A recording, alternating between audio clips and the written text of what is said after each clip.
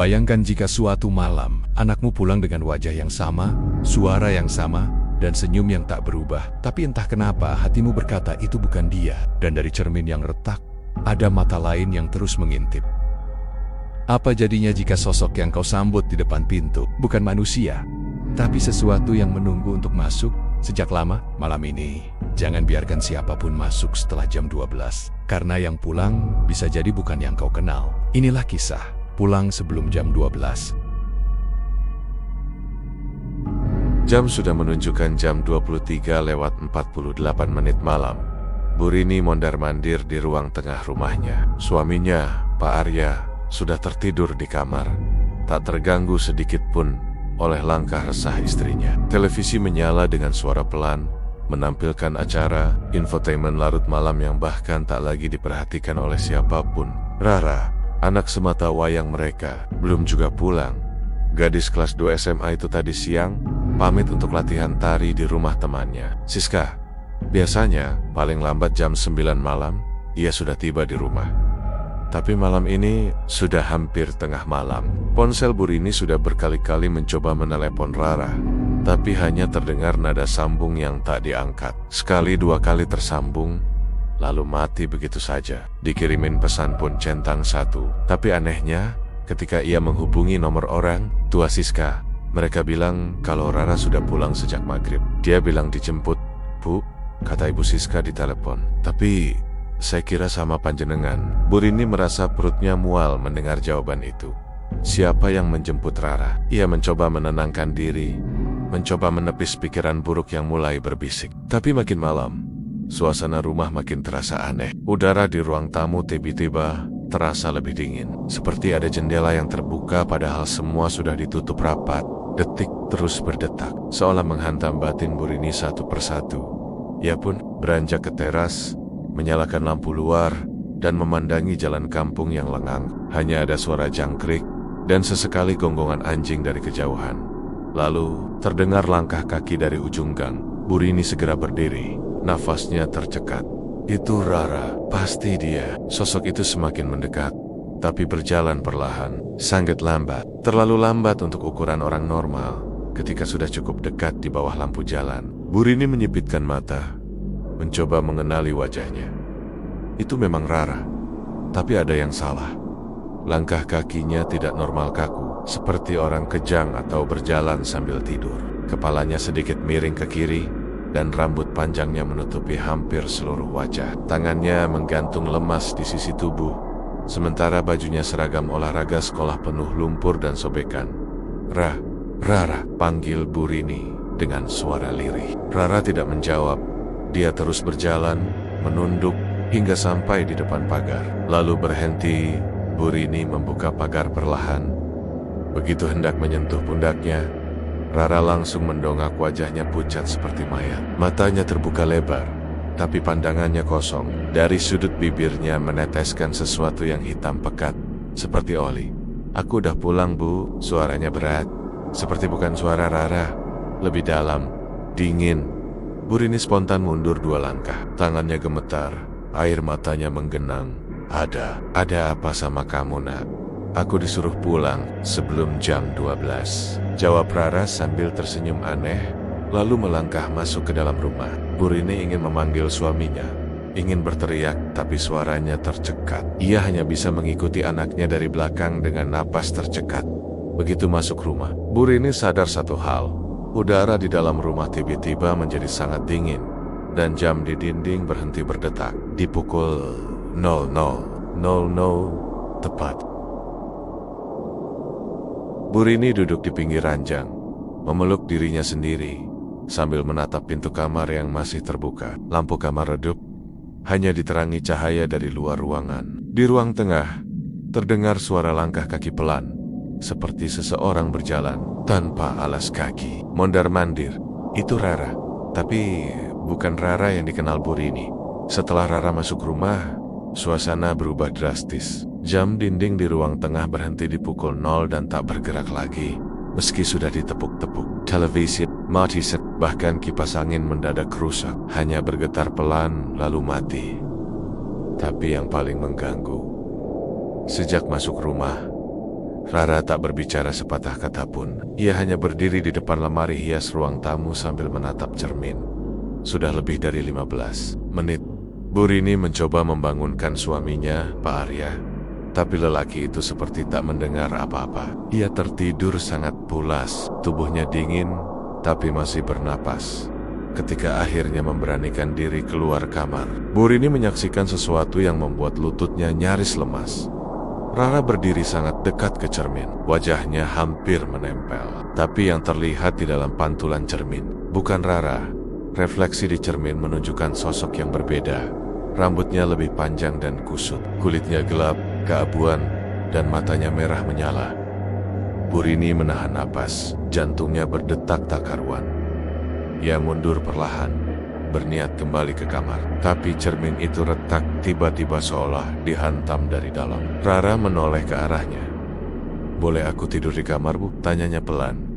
Tapi suara itu berat, parau. Seperti suara perempuan yang sudah lama mati.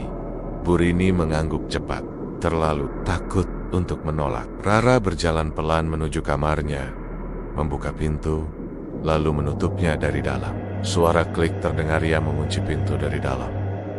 Malam itu, Bu Rini tidak bisa tidur. Setiap jam ia menengok ke bawah pintu kamar Rara dan melihat cahaya remang seperti dari lilin. Bukan lampu, bukan senter. Lilin. Keesokan paginya, suasana rumah tetap dingin.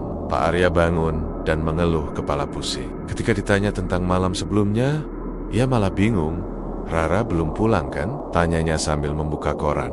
Bu Rini tercekat. "Sudah, tadi malam." Pak Arya menatap istrinya heran. "Yang benar, Rin, aku nggak lihat dia. Nggak ada suara motor, nggak ada siapa-siapa pulang. Tadi pagi, kamar Rara kosong." Bu Rini berlari menuju kamar Rara. Pintu sudah terbuka sedikit. Ia mendorong pelan, dan benar kamar itu kosong. Tak ada siapa-siapa, tapi ada hal yang membuat bulu kuduknya meremang. Di lantai dekat ranjang, ada bekas lilin meleleh, dan di dinding tergurat tulisan, "Aku sudah pulang. Sekarang giliran kalian." Tangannya gemetar. Ia mundur perlahan saat itu juga. Ponselnya berbunyi. Nomor tak dikenal. Dengan suara bergetar, Bu Rini mengangkat. "Halo Bu, ini Siska. Rara belum pulang dari tadi malam.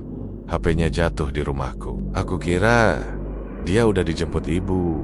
"Apa?" Bu Rini terduduk di lantai. Dadanya sesak dan ponsel terjatuh. Ia menoleh ke arah ruang tamu. Cerminnya kini pecah total, dan dari celahnya terlihat mata mengintip dari balik pantulan retakan. Bu Rini duduk kaku di ruang tamu. Matanya kosong menatap dinding, sementara ponselnya tergeletak di lantai. Layar retak karena terjatuh. Di sekelilingnya, suasana rumah begitu sunyi, tapi tidak damai. Masih ada suara lirih, jauh, seperti bisikan dari balik tembok. "Sudah pulang, sudah pulang." Pak Arya kembali dari kamar mandi dengan wajah pucat. "Rin, aku lihat cermin di kamar mandi. Ada yang jalan di belakangku. Tapi waktu kutoleh, nggak ada siapa-siapa," katanya gemetar. Bu Rini tak menjawab. Ia menunjuk tulisan di dinding kamar Rara yang tadi ia lihat. "Aku sudah pulang. Sekarang giliran kalian." Pak Arya menatap tulisan itu, lalu meludah pelan dan merapal doa. "Ini bukan anak kita. Yang datang semalam bukan Rara." Pak Arya mengambil air wudhu dan mulai membaca ayat-ayat Al-Quran. Tapi belum sampai setengah surat, lampu ruang tengah mati mendadak. Rumah jadi gelap gulita. Lalu terdengar ketukan tok, tok, tok dari arah dapur, perlahan berirama. Pak Arya menyalakan senter ponsel dan mengarahkan ke dapur. Siapa di sana? Tidak ada jawaban. Hanya ketukan pelan, kini diikuti suara menyeret. Seperti seseorang menarik kaki yang lumpuh di atas lantai ubin. Serak, serak. Pak Arya menggenggam tasbihnya. Bu Rini memegang lengan suaminya erat. Mereka berjalan perlahan ke arah dapur. Cahaya senter menerobos kegelapan. Lalu terlihat di pojok dapur, tepat di bawah gantungan kuali, berdiri seorang perempuan. Rambutnya panjang, basah, meneteskan lumpur. Kulitnya keabu-abuan, dan di tangannya tergenggam seragam sekolah SMA yang penuh darah dan sobek. Itu seragam Rara, tapi wajahnya Wajah Rara hancur, seperti bekas kecelakaan atau diseret dalam lumpur dan batu. Tapi mulutnya tersenyum lebar, tidak natural, seolah tertarik paksa oleh sesuatu dari dalam. "Rin, masuk kamar, sekarang!" teriak Pak Arya panik. Mereka lari ke kamar dan mengunci pintu. Pak Arya menekan nomor Ustaz kampung, tapi tidak tersambung. Sementara dari luar, terdengar ketukan di pintu kamar mereka. "Tok, tok, tok, Pak, Bu, aku dingin. Bukain pintunya, ini aku." Rara, Bu Rini menutup telinganya. Air matanya mengalir deras. Itu bukan suara anaknya, tapi sosok itu tak berhenti mengetuk. Malam itu, mereka tak tidur. Kida Conterose terdengar, lalu berpindah-pindah kadang ke jendela, kadang ke lemari. Pagi hari, suara itu menghilang. Mereka memberanikan diri keluar kamar, tapi rumah sudah berbeda. Foto-foto keluarga yang dulu tergantung di dinding, kini terbakar sebagian. Wajah Rara dalam semua foto tampak kabur, dan cermin di seluruh rumah. Retak di bawah meja makan, ditemukan sesuatu yang membuat Bu Rini pingsan. Sepatu Rara berlumur darah dan tanah. Masih ada sehelai rambut terjebak di dalamnya. Pak Arya segera mendatangi rumah Siska, tapi ternyata Siska sudah hilang sejak subuh. Ibunya histeris, mengatakan bahwa Siska sempat berkata ingin mencari Rara karena mendapat pesan aneh di handphone. "Kamu yang jemput aku semalam kan? Terima kasih ya, giliran kamu sekarang." Polisi dilibatkan, pencarian dilakukan, tapi tak ada jejak. Malam harinya, ketika Bu Rini hendak tidur, terdengar suara ponsel menyala sendiri. Ponsel Rara, yang seharusnya masih di rumah Siska. Layarnya menyala, ada notifikasi pesan masuk dari kontak bernama Rara. "Aku udah pulang, Bu, tapi belum semuanya. Satu lagi belum." Dan lampu kamar mati. Pak Arya duduk di depan rumah sambil merokok dalam-dalam. Tangannya gemetar. Semalam mereka mendengar suara ponsel Rara menyala sendiri, padahal ponsel itu tak ada di rumah. Dan pagi ini, sebuah paket ditemukan di teras. Tak ada nama pengirim, hanya kotak kardus kecil berlumur lumpur. Dengan ragu, Pak Arya membukanya. Di dalamnya, sebuah seragam sekolah berwarna putih biru, sobek, berlumur darah, dan masih hangat. Bu Rini menjerit dan jatuh terduduk. Itu seragam yang dikenakan Rara terakhir kali. Tapi saat dicek di kantor polisi, belum ada perkembangan soal hilangnya Rara ataupun Siska. Hari itu, kampung mulai gelisah, desas-desus muncul. Ada yang bilang pernah melihat Rara berdiri di ujung gang tengah malam. Ada yang bilang Siska muncul di mimpinya dan berkata, "Jangan jemput siapa-siapa setelah jam 12. Ada pula anak kecil yang bermain di belakang rumah Bu Rini dan pulang sambil menangis ketakutan. Katanya, melihat ada kakak berambut panjang duduk di bawah pohon jambu, senyum terus sambil melambaikan tangan. Malamnya, rumah Bu Rini didatangi seorang lelaki tua berjubah putih. Ia memperkenalkan diri sebagai Kiai Hasan dari pesantren di luar kota. Ia mengatakan namanya disebat-sebat oleh seseorang yang sedang kesurupan di tempat jauh dan menyebut Bu Rini dan putrinya diincar. Yang pulang bukan manusia. Kiai Hasan meminta izin melakukan ruqyah di rumah itu. Ruang tengah dipenuhi bacaan ayat suci. Segera setelah ayat kursi dikumandangkan, cermin di ruang tengah bergetar keras. Lalu retakannya membuka, dan sesosok tangan hitam keluar mencoba meraih siapapun yang ada di ruangan. Bu Rini menjerit. Kiai Hasan melawan dengan lantunan zikir dan air ruqyah. Tapi makhluk itu kuat. Dari dalam cermin keluar setengah tubuh Rara, dengan wajah setengah hancur, mata merah membusuk, dan leher penuh luka seperti dicekik tali tambang. "Aku sudah dibawa sebelum tengah malam," jeritnya. "Kalian yang telat memanggil." Ruang itu jadi kacau. Angin bertiup dari dalam cermin. Kiai Hasan berteriak, "Bukan dia yang pulang, itu penunggu perbatasan waktu." Sosok yang akan mengambil siapapun yang berada di luar rumah sebelum jam 12 malam. Bu Rini gemitar, air matanya bercucuran. Ia ingat satu hal. Rara pernah bercerita, sekitar sebulan lalu, ia pulang lewat jalan pintas di belakang makam tua karena dikejar hujan. Waktu itu, ia pulang jam 0:04. Dan sejak saat itu, tingkah Rara mulai aneh. Mimpi buruk, suka bengong depan cermin, dan sering berkata, Aku nggak yakin waktu itu yang pulang benar-benar aku rupanya.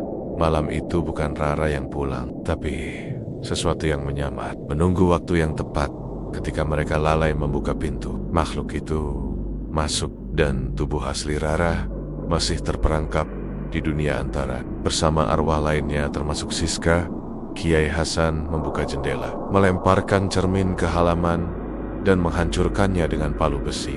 Makhluk itu menjerit, tubuhnya meleleh seperti lilin. Dibakar, tapi sebelum musnah, ia sempat berbisik, "Kau boleh ambil yang satu ini kembali. Tapi jangan lupa, bayarannya nyawa Sermin Hanker." Rumah tenang, tapi tak lama kemudian, terdengar suara ketukan dari pintu depan. Tok, tok, tok. Pak Arya membuka. Di sana berdiri seorang gadis muda, lusuh, kotor, tapi hidup.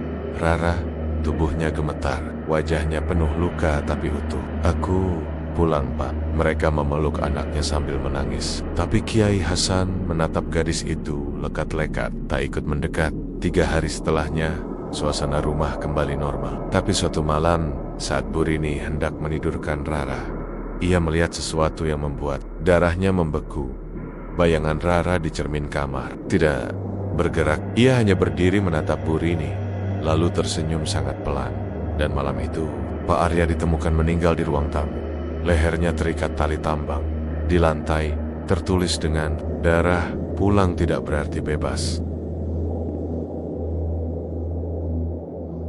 Ia pulang, tapi cerminnya tak memantulkan bayangan. Suaminya mati tergantung. Dan tak ada jejak siapa-siapa di rumah itu malam itu. Jadi, jika nanti tengah malam ada yang mengetuk pintumu, jangan buru-buru dibuka. Karena yang berdiri di balik pintu mungkin bukan anakmu, bukan temanmu, bukan manusia lagi.